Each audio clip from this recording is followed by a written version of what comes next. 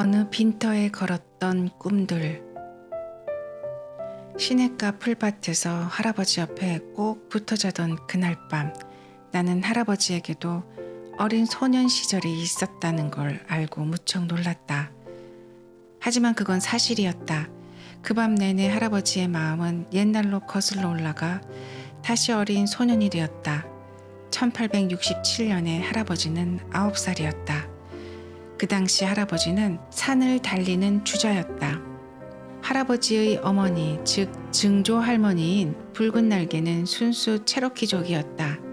그래서 할아버지는 체로키족의 다른 아이들이 그랬던 것처럼 마음대로 산속을 돌아다니며 뛰어놀 수 있었다. 그 당시는 연방군들이 이 땅을 점령하고 있었고 나라는 정치가들이 손에서 놀아나고 있었다. 증조 할아버지는 전쟁에서 진 남군 편에서 싸웠다. 그래서 증조 할아버지는 산 밖으로는 한 걸음도 내디디려 하지 않으셨다. 잘못하다간 체포당할 수도 있었던 것이다. 그래서 개척촌까지 심부름을 가는 일은 항상 할아버지가 도맡아 하셨다. 조그만 인디언 소년에게 신경을 쓰는 사람은 아무도 없었기 때문이다. 그렇게 산속을 헤매고 다니던 어느 날 할아버지는 작은 골짜기에 있는 빈터를 하나 발견했다. 그 골짜기는 양쪽으로 높은 산 사이에 끼어 있어서 꽤 깊은 곳이었다. 그 빈터에는 풀과 관목이 우거져 있었고 덩굴 식물들이 빽빽하게 엉겨 있었다. 오랫동안 사람 손이 닿은 흔적이 없었지만 나무들이 베어지고 없는 걸로 봐서 예전에는 그곳에 밭이었다라는 것을 알 수 있었다. 빈터 언저리 산 쪽으로 바싹 붙은 곳에 허름한 오두막집 한 채가 있었다. 앞쪽 베란다는 기울어져 있었고 굴뚝의 벽돌은 무너져 내린 상태였다. 처음 한동안 할아버지는 그 오두막집에 별 관심을 두지 않았다. 그런데 집 둘레에 사람이 살고 있는 흔적이 있었다. 누군가가 그 집에서 살고 있는 것이 확실했다. 할아버지는 산 비탈을 미끄러져 내려가 집 쪽으로 더 가까이 다가가 덤불 뒤에 몸을 숨긴 채 그 집을 가만히 지켜보고 있었다. 살고 있는 사람 수는 많지 않았다. 그 집에는 백인집이라면 흔히 기르는 닭도 없었고 젖소나 경장용 노새도 보이지 않았다. 낡은 헛간 벽에 세워진 부서진 농기구 몇 개를 빼고는 아무것도 없었다. 그곳에 사는 사람들은 그 황폐한 땅과 닮은 모습을 하고 있었다. 야위고 피곤에 전 듯한 여자 한 사람이 있었다. 그 여자에게는 아이 둘이 딸려 있었는데 그 애들의 몰골은 더 비참했다. 여자 어린애는 여위여서 노인 같은 얼굴을 하고 있었고 더럽고 떼전 머리는 엉겨붙어 있었고 다리는 사탕수수처럼 가늘었다. 헛간에는 늙은 흑인 남자가 살고 있었다. 가장자리 쪽으로 약간 남은 흰 머리를 빼곤 머리는 거의 다 벗겨져 있었다. 그 흑인은 다리를 질질 끌며 간신히 걸어 다녔다. 또 땅바닥에 머리를 박기라도 할 것처럼 심하게 허리를 굽히고 다니는 걸로 봐서 얼마 안 가 죽을 사람처럼 보였다. 할아버지가 몸을 돌려 그곳을 떠나려는 순간 또 한 사람의 남자가 눈에 들어왔다. 그는 누더기가 다 된 더러운 회색 군복을 입고 있었다. 키는 컸지만 다리 하나가 잘려나가고 없었다. 그는 잘린 다리 밑에 댄 히코리 나무 목발을 짚으면서 집에서 걸어 나왔다. 할아버지는 그 남자와 그의 아내인 듯한 야윈 여자가 헛간으로 가는 걸 지켜보았다. 두 사람은 밭갈 노새에게 채우는 가죽끈을 자기들 몸에 둘렀다. 도대체 뭘 하려는 거지? 할아버지는 그들이 집 앞 빈터로 가는 것을 보고서야 비로소 그 까닭을 알 수 있었다. 늙은 흑인도 그 뒤를 따라갔다. 그는 비척거리고 걸으면서 앞에 두 사람이 매달고 있는 쟁기의 횡목을 잡으려고 했었다. 드디어 집 맞은편으로 온 남자와 여자는 몸을 굽혀 쟁기를 끌기 시작했다. 늙은 흑인은 쟁기의 방향을 잡으려고 낑낑거렸다.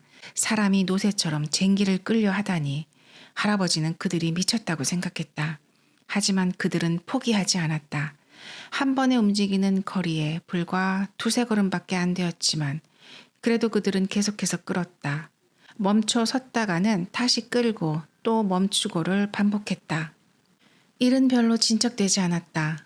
늙은 흑인이 쟁기의 각도를 너무 기울이면 쟁기 날이 땅속에 깊이 박혀서 쟁기를 끌 수 없게 된다.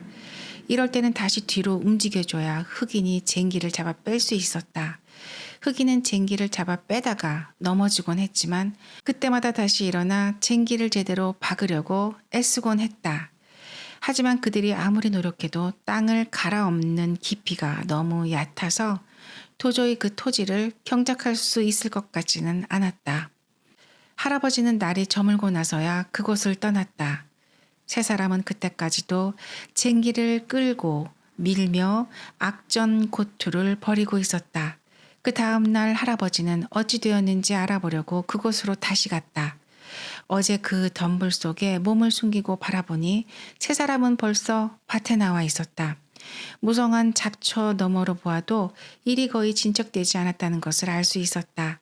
할아버지가 지켜보고 있을 때 쟁기의 날 끝이 나무 밑동에 걸리는 바람에 늙은 흑인이 꼬꾸라졌다. 그 노인은 팔꿈치와 무릎을 땅에 댄 채 한참 동안 엎드려 있은 후에야 자리에서 일어설 수 있었다. 할아버지가 연방군 병사들을 본 것이 바로 이때였다. 할아버지는 뒤로 물러서서 우묵한 풀고사리 뒤로 가숨었다. 하지만 할아버지는 병사들에게서 눈을 떼지 않았다. 두렵지는 않았다. 아직 9살밖에 안 되긴 했지만 이미 인디언의 지혜를 몸에 익히고 있던 터라 그 순찰 부대원들에게 들키지 않고 그들 사이를 빠져나가는 일 따위는 쉽게 할 수 있었다. 그 순찰 부대의 병사들은 모두 12명이었다. 모두 다 말을 타고 있었다. 팔에 노란 완장을 두른 남자가 그들을 지휘하고 있었다.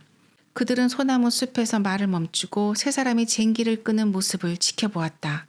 그들은 한동안 아무 말 없이 지켜보고 있더니 말머리를 돌려 그 자리를 떠났다. 할아버지는 시냇가로 내려가서 맨손으로 물고기를 잡았다. 할아버지가 잡은 고기를 가지고 그곳으로 돌아온 것은 그날 저녁 늦게였다. 세 사람은 아직 밭에 그대로 있었다. 하지만 일이 워낙 그들 체력에 부치는 데다 지친 그들은 거의 땅바닥에 기다시피 하고 있었다. 그때 할아버지의 매처럼 날카로운 눈에 맞은편 나무들 사이에서 움직이는 노란색 물체가 잡혔다. 아까 왔던 순찰 대장이 소나무 숲으로 다시 돌아온 것이다. 이번에는 부하들을 거느리지 않고 혼자였다. 그는 이번에도 밭 쪽을 바라보며 세 사람이 쟁기질하는 모습을 지켜보고 있었다. 할아버지는 살그머니 그곳을 빠져나와 집으로 돌아왔다. 그날 밤 할아버지는 곰곰이 생각했다. 노란 완장을 차고 있는 그 연방군 대장은 뭔가 몹쓸 짓을 꾸미고 있는 것이 틀림없다. 할아버지는 그 낡은 집에 살고 있는 사람들에게 그들이 감시당하고 있다는 사실을 알려주기로 결심했다. 다음 날 아침에 깨어났을 때만 해도 할아버지는 그렇게 하기로 다시 한번 마음을 굳게 먹었다. 할아버지는 을에 숨던 덤불로 갔다. 하지만 워낙 부끄러움이 많은 성격인 할아버지는 그 일을 어떻게 처리할지 생각하느라 한참 동안 그냥 서 있었다. 그 세 사람은 벌써 밖에 나와서 낡아빠진 쟁기를 붙잡고 씨름을 하고 있었다. 이윽고 할아버지는 밭으로 뛰어가서 해주고 싶은 말을 한 다음 탈환하기로 마음을 정했다. 그러나 이미 늦었다. 덤불에서 뛰어나가려는 찰나 또다시 할아버지의 눈에 노란 완장을 두른 대장의 모습이 들어왔다. 그는 이번에도 말에 올라탄 채 멀찌감치 떨어진 소나무 숲에 서 있었다. 그런데 그의 곁에는 사람이 타고 있지 않는 말 한 마리가 더 있었다. 아니, 가까이서 보니 그것은 말이 아니라 노새였다. 그것은 할아버지가 한 번도 본 적이 없을 만큼 볼품없는, 정말 볼품없는 노새였다. 엉덩이 뼈와 늑골은 앙상하게 드러나 있었고 두 귀는 뼈만 남은 얼굴에 천조각처럼 펄럭이고 있었다. 그렇지만 그래도 노새인 것은 분명했다. 연방군 대장은 그 늙어빠진 노새를 자기 앞으로 끌어낸 다음 노새를 앞장 세운 채 숲 가장자리까지 와서 채찍으로 힘차게 노새를 갈겼다. 노새는 숲을 뛰쳐나와 밭을 가로질러 갔다. 대장은 말을 타고 다시 소나무 숲 안쪽으로 물러났다. 노새를 처음 발견한 사람은 여자였다. 쟁기를 벗어제친 그 여자는 노새에게서 눈을 떼지 않고 밭을 가로질러 달려갔다. 여자의 고함 소리가 들렸다. 아, 전능하신 하나님, 노새야. 하나님이 노새를 보내주셨어. 여자는 노새 뒤를 쫓아 덤불도 아랑곳하지 않고 달렸다. 늙은 흑인도 자꾸만 넘어지면서 노새를 잡으려고 쫓아갔다.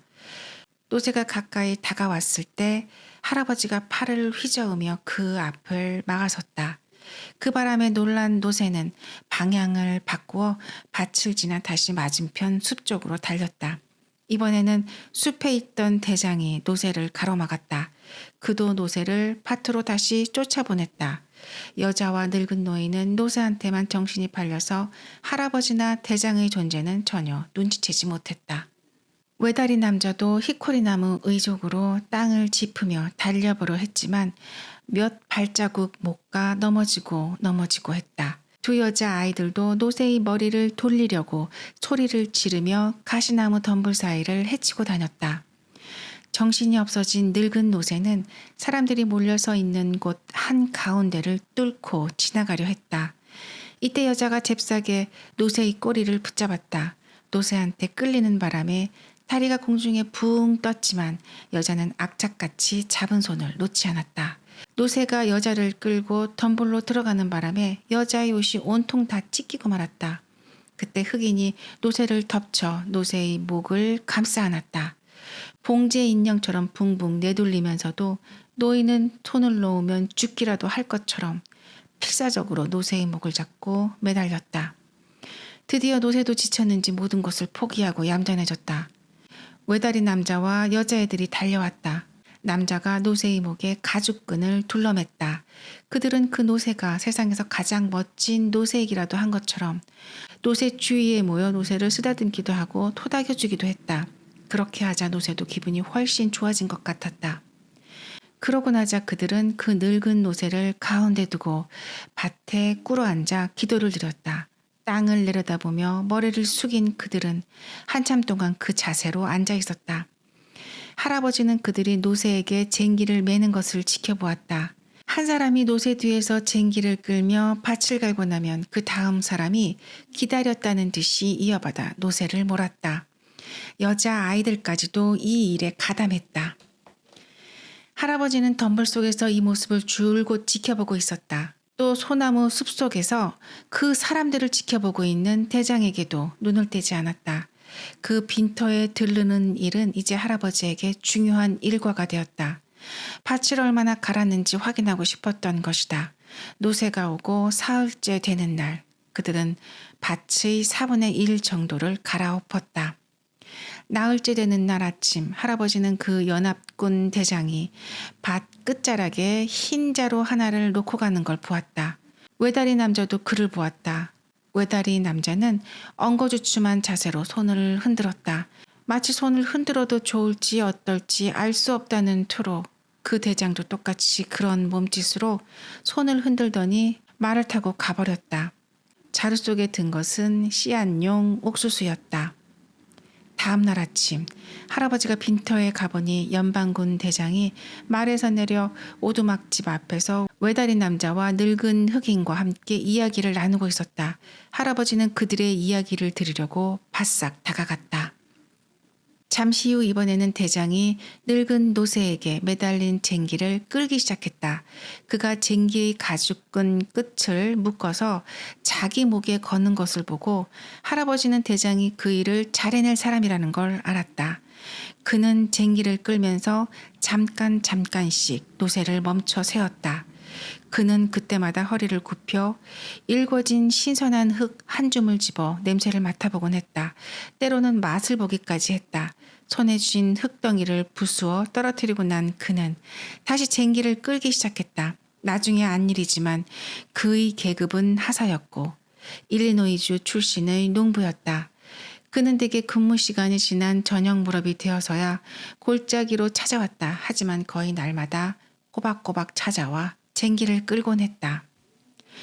어느 날 저녁 그가 빼빼 마른 병사 한 명을 데려왔다. 군에서 근무하기에는 너무 어려 보이는 얼굴이었다. 하지만 그도 병사였다. 그 어린 병사는 그 다음부터 하루도 빠지지 않고 하사와 함께 골짜기에 들렸다. 그는 작은 묘목들을 가지고 왔다. 사과나무 묘목이었다. 어린 병사는 1시간이나 걸려서 밭 귀퉁이에 묘목 한 그루를 심고 물을 주었다. 그는 흙을 두들겨 다지고 장가지를 잘라내고 묘목 옆에 받침목을 세웠다. 그리고 나서 뒤로 물러선 그는 사과나무라고는 생전 처음 보는 것처럼 그것을 바라보고 서 있었다. 두 여자아이가 그의 일을 도와주었다. 한 달이 채 안 가 밭 주변은 사과나무로 빙 둘러싸였다. 나중에 밝혀진 바로 그 말라깽이 병사는 뉴욕주 출신으로 사과 농사를 짓다가 군에 온 젊은이였다. 그가 사과나무를 다 심었을 무렵 나머지 사람들도 밭을 다 갈고 옥수수 씨앗을 뿌릴 수 있었다. 한 번은 할아버지가 어두워질 때를 기다려 그 집 현관 앞에 손으로 잡은 메기 12마리를 두고 왔다. 다음 날 저녁 가보니 그들은 뜰에 있는 나무 밑에 식탁을 놓고 빙 둘러앉아 메기 요리를 먹고 있었다. 때때로 하사나 여자가 식사를 하다 일어나 산을 향해 손을 흔들었다. 할아버지에게 오라고 손짓하는 것이다. 그들도 물고기를 두고 간 사람이 인디언이라는 걸 알았지만 할아버지의 모습을 본 적은 한 번도 없었기 때문에 그냥 산을 향해 손을 흔들 수밖에 없었던 것이다. 인디언이 아니었던 그들은 덤불 뒤에 가려진 할아버지의 모습을 찾아낼 수 없었다. 할아버지는 그들이 손짓을 해도 앞으로 나서지 않았다. 그 대신 할아버지는 물고기를 더 많이 잡아서 갖다 주었다. 할아버지는 잡은 물고기들을 뜰 옆의 나무에다 매달아 두었다. 현관 쪽으로 더 이상 가까이 갔다가는 들킬 것 같았기 때문이다. 할아버지가 그들에게 물고기를 갖다 준 것은 인디언이 아니라서 산에서 살아가는 방식을 전혀 모르는 사람들이라 밭에서 수확을 하기도 전에 모조리 굶어 죽을 것만 같았기 때문이다. 게다가 할아버지에게는 연방군 하사와 젊은 병사와의 경쟁에서 지고 싶지 않은 기분도 있었다. 쟁기 끄는 일 같은 건 애당초 좋아하지도 않았고 밭농사에 깊이 관여할 생각은 추워도 없었지만 말이다. 말라깽이 병사와 두 여자아이는 날마다 어스름해질 무렵이면 우물에서 물을 길렀다. 그들은 출렁이는 물통을 들고 다니며 사과나무 한 그루 한 그루마다 물을 주었다. 그동안 나머지 사람들은 밭에 있는 잡초를 뽑거나 옥수수를 솎아냈다. 쟁기로 땅을 갈 때도 그랬지만 연방군 하사는 제초 작업에도 이상하리만큼 열심이었다. 옥수수들은 쑥쑥 자라서 진한 녹색 이파리를 달고 있었다. 풍작이었다. 사과나무에도 싱싱한 녹색 잎들이 자라났다. 이윽고 여름이 되었다. 해가 길어지면서 어두워지는 시각도 늦어졌다. 하사와 젊은 병사는 부대로 돌아갈 때까지 2-3시간을 밭에서 한껏 일할 수 있게 되었다. 시원한 땅거미가 내려앉고 쏙독새가 울기 시작하면 그들은 모두 집 앞들에 서서 밭을 바라보곤 했다. 하사는 파이프 담배를 피웠고 두 여자아이는 말라깽이 병사에게 바싹 붙어섰다. 파이프를 든 하사는 밭에서 눈을 떼지 않은 채 언제나 이렇게 입을 열었다. 좋은 땅입니다. 마치 할 수만 있다면 그 땅을 먹기라도 할 듯한 말투였다. 그래요, 좋은 땅이죠.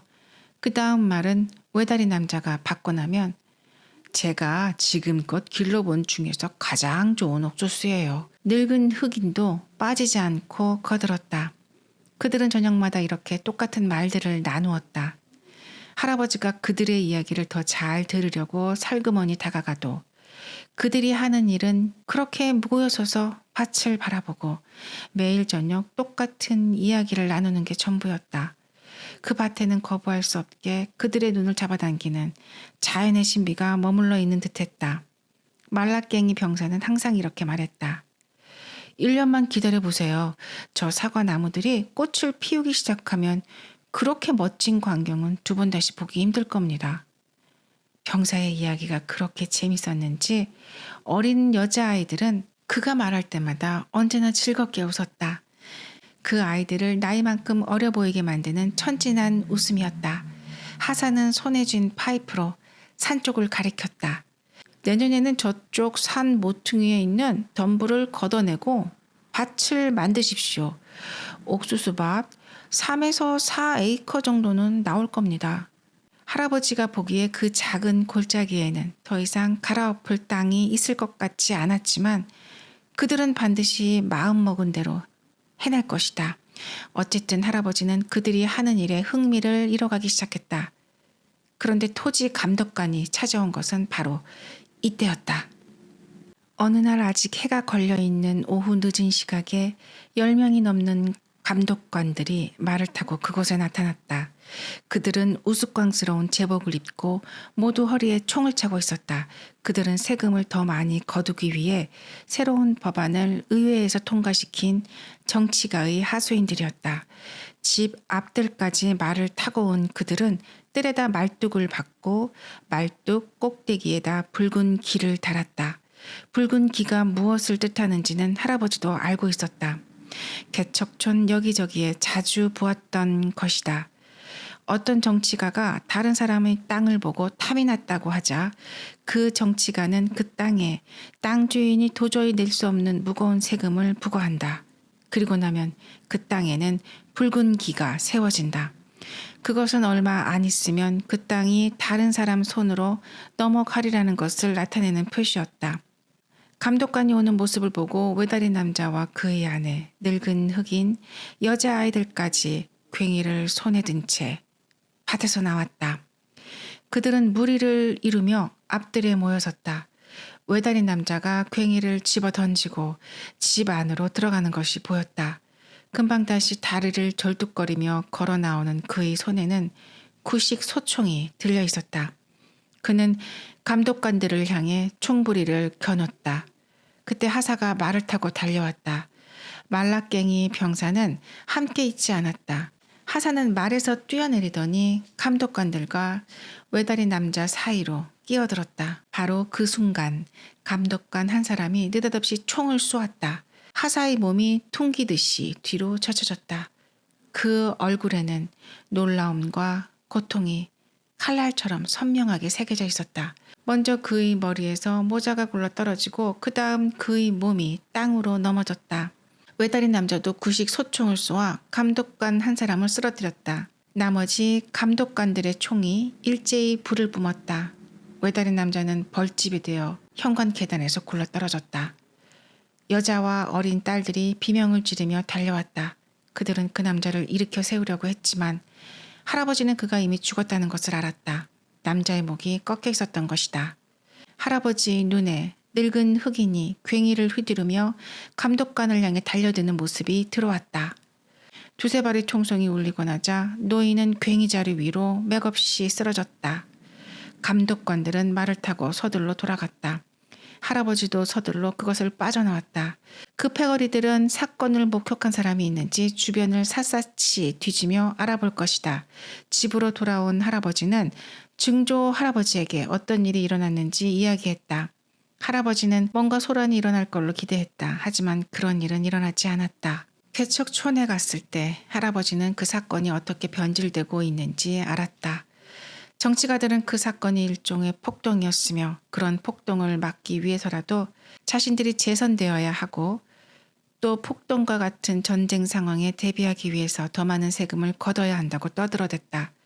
사람들은 거기에 대해서 한참 동안 설왕설래하더니 정치가들에게 알아서 하라고 맡겨버렸다. 그래서 그들은 그렇게 했다.